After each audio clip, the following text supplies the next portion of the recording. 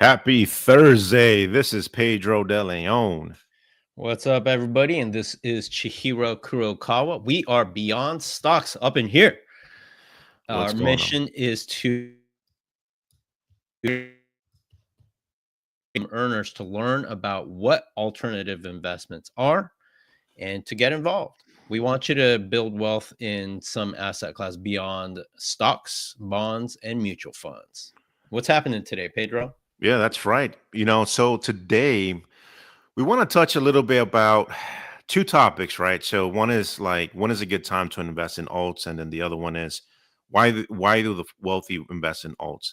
Now, the reason we touch these two topics is because this is something that's been asked. When is a good time, and when should I start, and how much money do I need, and all these other questions, right?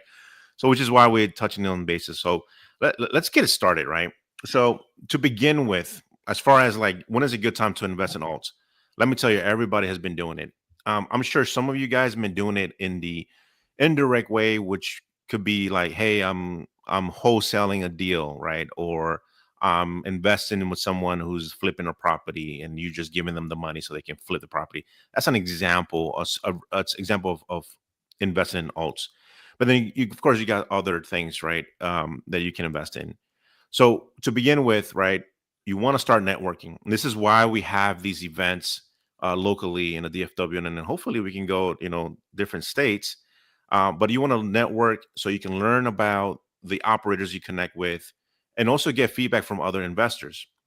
As an example would be like if an operator comes and say, hey, I got a great deal, the multifamily, or I'm acquiring this company, and then, you connect with them and you want to know more. But then, of course, they are friends with someone that who's mutually friends. And you ask them like, hey, Shihiro, what do you think about this individual? Like, have you known them for a while? Tell me a little bit more. They're telling me that they have a deal. I want to invest, but I don't know if it's a good move or not. Right. So that's an example. I mean, that is exactly how it goes. Yeah. What you just described there is talking to people. You learn about deals by talking to people, and you learn about the operator by talking to people. Yeah. And you get feedback on, was it good? Was it bad? Get all those details. Right. And being part of a close community, it's important, because if there are some scammy operators out there that will give you the goods, none the bads, and if they are in the groups and they end up getting kicked out because they're not being, honest, they're not ethical, right? So that's the key good thing about having a good close community. But anyways, so networking, keep that in mind. So what's the second one? What do you have, Shihiro? Yeah, I think you gotta change your mindset to start enjoying making money more than you enjoy spending money. So, alts is it's an asset class, but it's also a mindset. So for me, I remember, man, I was in my maybe early to mid 30s, and I got an M3. I still miss that car. Actually, it was great. It was a 2002 M3, and beautiful car. But that was just like being consumerist, right? In hindsight, if I had the proper mindset and the proper exposure and education to things such as alts, like I probably, honestly, if I even knew it existed, it certainly was not anything that was like in my mind on a regular basis. So I didn't really know what the point of money was, or how to appreciate it, and I certainly didn't enjoy making money more than I enjoyed spending it. And so I grew out of that phase, right? But that also was a big part of my getting started in alts almost 10 years ago now, was just realizing that making money, that I could make a choice to enjoy making money more than I enjoy spending it. Yeah. That kind of brings me when I was in the military. And the one thing that when people are looking to join the military, I say, look, just do your job, save some money, go ahead and make an investment, invest in your retirement or invest in something that like real estate as an example. Cause that was for me, I just felt like, hey, I'm contracted for a couple years. This is it for me, right? But I never thought like beyond um what can happen if I decide to leave or get injured and get kicked out of the military. So my mind was like, I'm making money. I'm fine. I'm comfortable, right? And so you have to have some sort of like contingency plans in case something doesn't work, pan out on your immediate income producing activity, which is for me was the military. And then so I always tell people like make sure that you get your job, do your job, put your money to work on something else and like create another stream of revenue for yourself, right? So that can be whatever it is. And so don't get too in the military. A lot of guys get too hung up on buying the new latest technology gadget, which is a car or even video games and all this stuff, right? Save that, and then you'll see that you'll start, enjoying the fruits of your labor. So I used to spend a lot of time in Thousand Oaks, in Southern California, which is somewhat close to that naval base. I can't remember the name of it, near Oxnard. And I Mhm. would see these like 21-year-old kids, man, like they came back from wherever, right? Yeah, They were on deployment and they come back and they got like this brand new Camaro SS. Like they blew everything yeah. on a car. Well, yeah, when you deployed, especially during back in '03 to like I don't know, 2009, 10, um, you were getting tax-free money. So when you Right. get back from deployment, you're like, I don't care, I'm buying this, right? And I understand. But then the aftermath, right? Like there's always I forgot the name to it, but based on your decisions you're making, no matter what it is, good or bad, it is always a something as a result of that. And that is, hey, you make good money, but it's not gonna last you. So uh but anyways, but explain to us on level three, man. What do you topic number three or number Yeah, three? and we're talking about mechanics here because they Yeah. are important, but at the end of this, in terms of this question of when is it a good time to invest in alts, I want to come back to a little bit more Hmm. of a overall kind of a view on that. But my third point would be save up at least 6 months worth of expenses. Now, there is Hmm. no correct amount to have on hand in terms of emergency cash, but kind of rule of thumb is that one should have 6 months of expenses. So you need to know what your household spend is on a monthly basis on average, and then multiply that by six, and then have that on hand at all times. Meaning, don't invest that money, and obviously don't spend it, right? Because it's supposed to be for emergency savings. Right. A couple of days ago, I was showing Shahiro like we have a budget spreadsheet or our expenses, our debts, our income coming in, and just segmenting them. Have everything organized. And I think it's really important to have that. Maybe it may not work for you on Excel sheet, but have an app. I know now they're using something else. Mint was like the go-to. I don't use it because it's not flexible enough for us to kind of change it around. But it's important to have that and keep track of your money. I want to say, since we're still in this topic, is that get in the habit of looking at your bank account. Get in the habit of your expenses. Look at your sheet because it hurts. Well, I know it hurts because your money starts depleting, but it's important because once you start getting that habit, you start having more control of your money. So that is the mindset of it, right? And this Um, is not a rich versus poor thing, man. I yeah, know people personally who have tremendous income in a high paying profession who have terrible money habits. yeah, paycheck to paycheck, They spend everything they make. They don't invest. right? So they live paycheck to paycheck. So I don't know. Remember when we said, I think it was Biggie, he said, more money, more problem. So, Yep, he was right. so keep that in mind. All right. So for the next one is you need to save at least 25K in investable cash. So typically the reason is because typical offerings, private offerings are around 50 to 100,000, but you might be able to get away with with a friend entry at a lower amount. So there are some deals. You got some real estate deals. You got some oil and gas deals. Uh, Great example. I always bring this up because I think it was a great event last year in August. We had the tequila event. With that, you can actually chip in with 6 grand. It's a hold for 3 years. I think it was 3 years minimum, and I don't remember the returns, but it was a good opportunity there. So there are old opportunities that you can get into that are very minimal. But the magic number I want to say right here is 50K. Yeah. Most deals, right? Yeah. Yeah. But but again, if And you you're talking about, to be clear, you're talking about minimum investment amounts, right? minimum investment amounts, yes, Yeah. So absolutely. typical is going to be 50 or 100K. Uh, and so you'd want to at least half that, 25, and see if you do find a deal that you like, maybe they'll let you in for a reduced amount. That's right. Yeah. But Yeah. in order to get that minimum 25K in, it's important to go out there and network. Yeah. Yeah.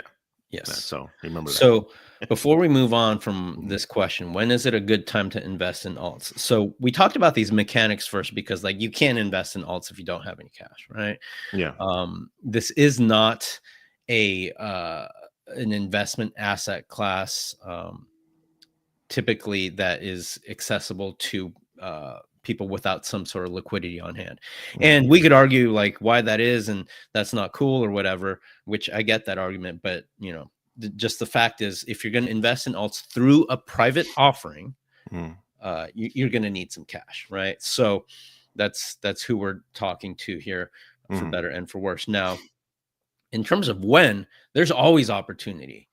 There's always businesses being started up, and there's always businesses shutting down too, Mhm. right? So there's always opportunity being created. There's always going to be significant activity in private offerings, what we refer to as like Reg D offerings, across a variety of different asset classes, Right. that you and I talk about all the time. So the timing, the short answer is it's always a good time to invest in alts. Yeah. There's always going to be offerings, and always going to be good and bad opportunities. Yeah. You just gotta have that mindset. If you wait until tomorrow, then you're gonna wait till the next day and the next day. It's about prepping yourself first, and this is why we talked about the mechanics. Prepare yourself first, and I always say before you even decide on making any investment, go ahead and start putting a budget plan for yourself or your family, and figured out exactly what is your you have your own profit and loss, excuse me, P&Ls you want to set up for yourself. Hmm. It's important. I know you, if you're a business owner, I'm sure you do it with your accountant, but you should do it for your own personal with your family, because um it's your future, right? And so you want to get to the point where, hey, maybe I could sell my business now, or I'm retiring from my professional career. You want to live through your dividends, right? So that's why this is a good start right here. You know, um, but absolutely. Now, I do want to add with in investing in just when the timing is right. Some people have asked me, uh, well, I don't have investable cash. This is not an advice on what I'm saying, but this is something that I've seen others do. Um, some strategies. If you have a 401k, self-directed IRA, or you have, like life insurance, cash value, you can use that as well. But you have to arbitrage. My recommendation, if you have that, my recommendation is talk to a financial advisor and ask them, because there are some compliance that you have to meet in order to get the cash. But there's something that's something that you can use, right? But talk to Yeah. your financial advisor or So, whoever's, yeah, yeah, thanks for bringing that up, because I didn't yeah. think about that. You're talking about essentially financial engineering, right? So if you have Mhm. a life insurance policy you can borrow from, or let's say you own a home and you have equity in it, so you can take out a home equity line of credit and generate liquidity that way. These are all viable options, but realize that that comes with additional risk, right? So Mhm. if I take 50 grand out of the equity that I have in my home in the form of a HELOC, and then invest that in a deal, well, what if the deal doesn't perform as I expected? Am I going to be able to cover that payment on Yeah. that HELOC? These are elements of added risk that you need to consider, which Mhm. is why I agree with you, Pedro. Talk to some sort of advisor to discuss this Right. and understand the risks of what you're doing. Yeah, absolutely. Yeah. So, well, moving to the next topic. So the question is, why do the wealthy invest in alts? Yeah. So yeah, you want to take the first one? So there's um there's a limited number of there's a finite universe when it comes to publicly traded stocks, right? If I Mhm. remember correctly, I think there's about 8,000 publicly traded equities in the United States. And there's internationals too, but still, it's a finite universe. And uh, if you are wealthy, then you want diversification strategies, and you want access to uh, different types of investments beyond what is publicly available, right? Mhm. So there's a, a whole world of added opportunity beyond stocks, bonds, and mutual funds. And the way you access that is through alternative investments. Mhm. So Yeah. straight up, like it's to get access to investments that are not widely available. Right. So there is some element of like I want to be invested in stuff that's not like stepped on, that's not Mhm. publicly traded. So Right. Yeah. yeah. Well, again, an example, right? Some investors, we call them angel investors. They love to invest in companies that are pre-seed, and they hoping that they become the next unicorn company. And if you understand the landscape of the entire economy when it comes to tech companies, then you can definitely hit a home run. So that's an example. And sometimes I mean I hit a home run, like become the next unicorn. And when I talk about unicorns, are those that are valuated over $1 billion. But the ones that are less than that, some companies are doing multi-millions, right? That's fine for them too as well. But that's an example, right? And these, so besides what the returns they get from for these wealthy individuals, besides the returns that they get from the traditional investments such as stocks, bonds, and mutual funds, they get like certain percentage maxed out. I don't know, let's say 15%. Then with these like opportunities, investing in these unicorn companies that can 10 time X their returns, right? So that's as an example. Yeah. And angel investing, to be clear, is a I don't want to say advanced. It is a type of investing that really should be limited to people who have significant net worth, because angel investing it's essentially venture investing. It is venture investing, and so it's very high risk, high reward. Yes. So people who have $100,000 in liquidity are not angel investors. People who have multi-million dollar, if not tens of millions or centimillionaire type of Hmm. net worth with already an established portfolio of alts and stocks and real estate and businesses and on and on. Those are the types of people who angel invest because they can put 25K into a business knowing that the odds of that succeeding might be 10% or less. Yeah. And they are okay, even though they don't like it. No one does, to lose that money if in case a company just Yeah, because doesn't have. they've Yeah. allocated 250K or Hmm. 500K Right. across 15 companies. And if one or two of those hit, then they're making that investment back. They know the odds are low. Right. That Exactly. is the whole point of angel investing.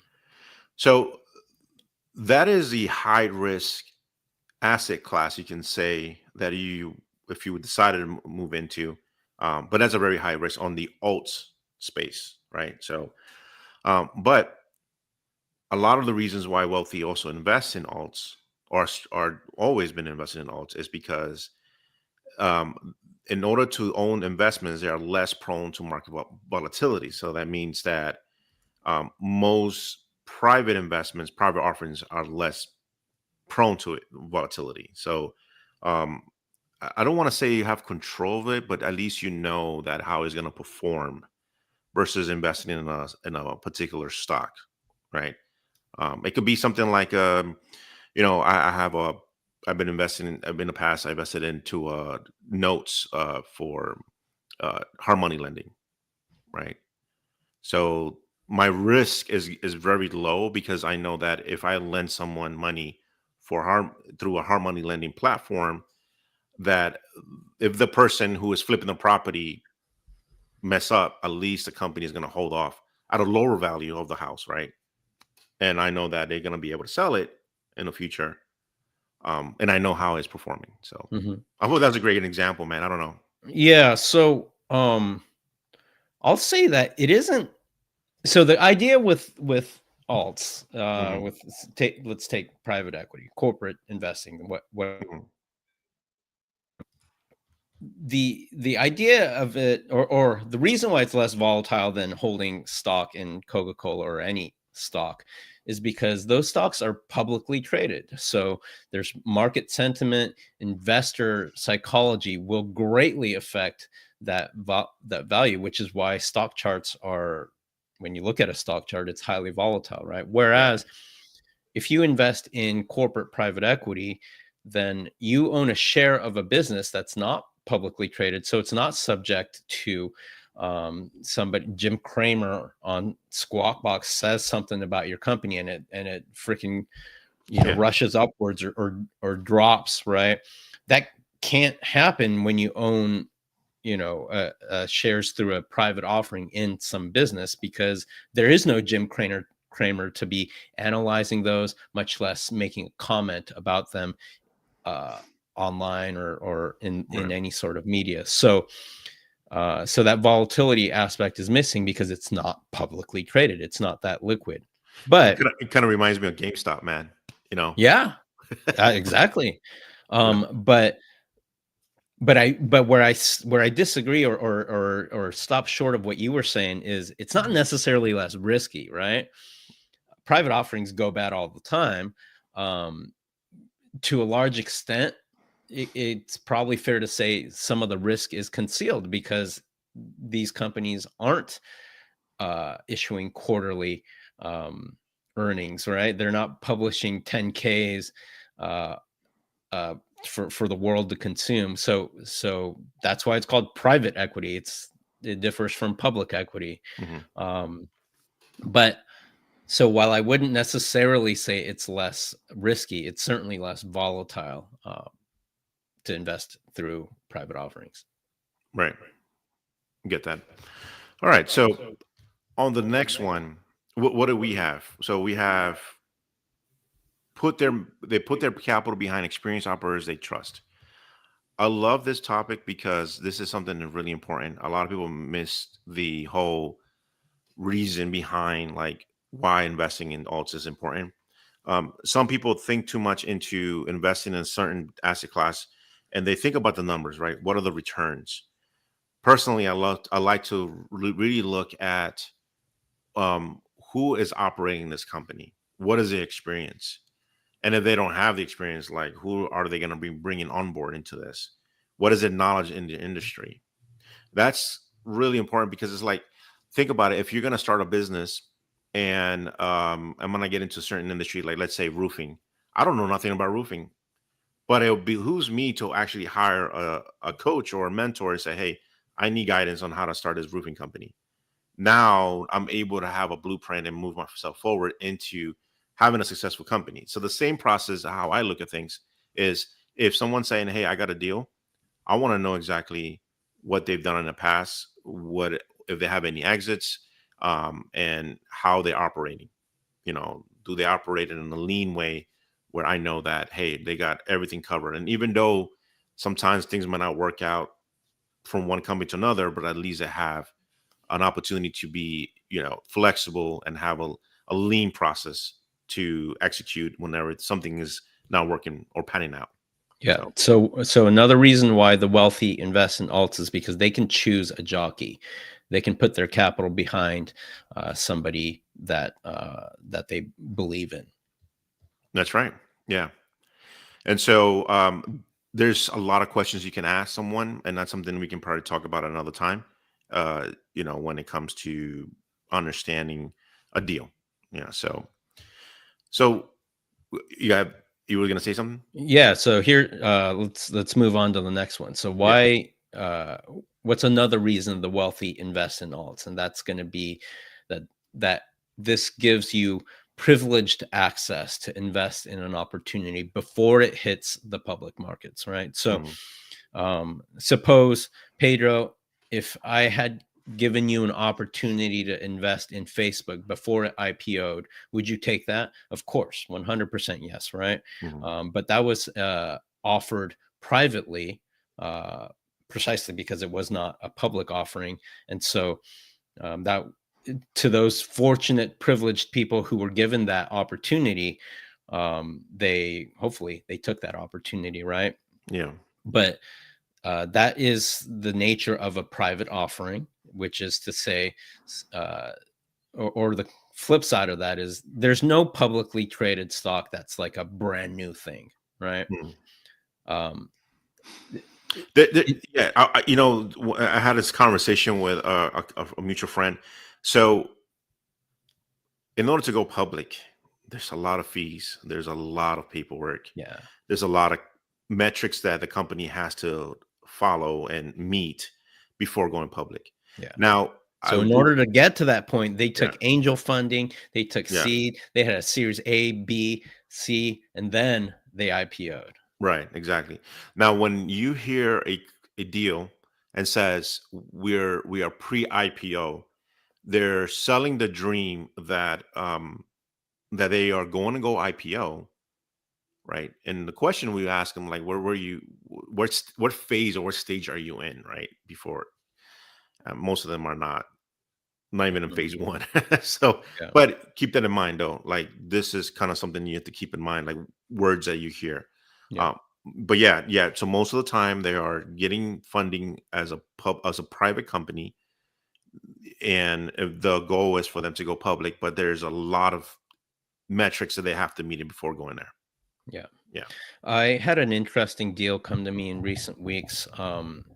It is a medical device that's really, really simple, Hmm. and um, and I think I can say this without revealing too much. So it's a form of contraception, right? And Hmm. it's really novel, and they've had two trials that went very, very well in Hmm. terms of effectiveness. And so it's a uh, it's a safe round that they were raising for. And so gave it a lot of thought, because it's a compelling product. But then I'm like, I've never invested in this type of a thing. Like, I don't know. I know I'm not properly assessing the risks. Fortunately, I Hmm. reached out to a guy who is very experienced in venture investing and then health tech and biotech. And so he said, yeah, this does sound like an amazing technology. Here's where I see the risk is when you invest in a project like this, which is to say venture, because it's so risky, you really need to be able to see. This is just one man's opinion, by the way, but he said you really need to see this as like a world changer. Like the upside has to be like ridiculous, because if it's anything short of that, then I don't see it as a risk worth taking. And I was like, huh, that's really interesting. Never thought of it that way. Hmm. So even though this product that was pitched to me seems incredible and it's already gone through two clinical trials with flying colors, his argument was that the market that it's planned to address just seems too small. No, and so that was Interesting. a frame of thinking that Hmm. I didn't have until I talked to this guy. Hmm. That's very interesting to hear. Yeah. For me, I would have been like, "There's an opportunity." you know, I can It is see an this. opportunity, and Yeah. it and Yeah. I think there's a very good chance that it will do very, very well, Yeah. That just depends on the individual, right? And on the investor, how big they want to go. And some investors want to know how this is going to change the world. So Yeah. and And yeah. honestly, the amount of liquidity that I do or don't have has a lot to do with this, right? Hmm. Kinda like the angel investing discussion we were just having. If you have, 500,000 in liquidity versus 100, uh, thousand in liquidity or versus 10,000,000, these Hmm. create very different investment decisions. Right. Yeah. Absolutely. So if you guys want to learn more and say, hey, I don't know what phase I'm in, definitely we're launching a community pretty soon, which is going to be next month. And so we can go dive more in deep as far as like helping you understand. And we're going to be doing case studies as well. And so you can see what's out there. There's so much opportunity out there. There's so many deals within certain industries. You can think of real estate as an example, right? That's like the main common thing. You got multifamily, RV park, self storage. I mean, name it, everything. I think there's a lot of there.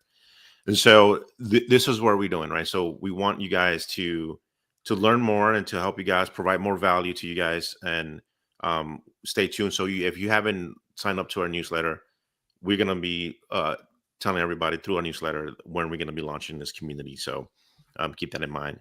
Also, Beyond-stocks.com. that's right. Also, let's see if we have the banner here, man. I think we have the banner, right? Yeah, right here. I'm gonna show it right now.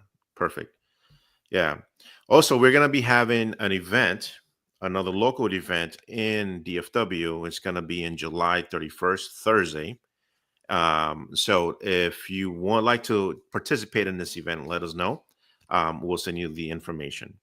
And so it's gonna be again Thursday in the evening. It's gonna be a mixture. Last month was it last month, dude? I feel like I don't Yeah, I know. think Forever, so. I lost track of time, man.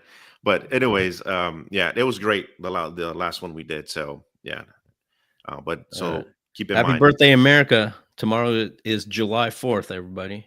yeah, July 4th. Stay safe. Don't do nothing dumb. Blow your hands off. Hey, you know what? I want to say this because I love to have humor and things, man. But so I just sent. Here's another way of passive making money on on alternative investments, right? So there was this guy. I don't know if it's true, but this is just funny. I just sent this to Shahir earlier, and I said, and this guy says, I do 50 to 60 job interviews in here every day in his location, right, in his office. But he never hires anyone. But about half the applicants buy a drink from the vending machine after I subtly encourage them to. And so he says he makes about $300 a day in passive income with this method. So hey, there's another way of making money. So that's a great example of alts investments. You invest on the vending machine. So that's a great idea, dude. But yeah, anyways, guys, stay tuned. If you have any questions, let us know. Join our newsletter and stay tuned for the next one. All right, guys, take care. Bye.